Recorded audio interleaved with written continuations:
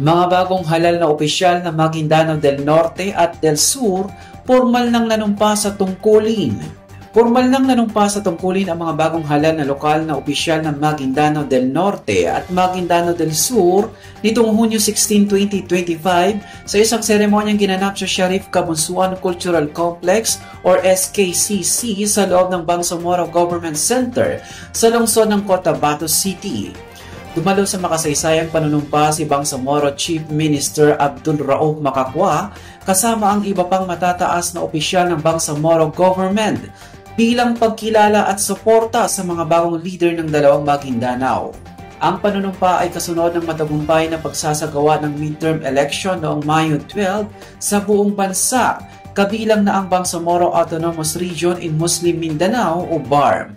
Tanda ito ng opisyal na pagsisimula ng panibagong yugto ng pamumuno sa dalawang lalawigan na ngayon inaasahang magsusulong ng mas pinatibay na serbisyo para sa kanilang mga nasasakupan.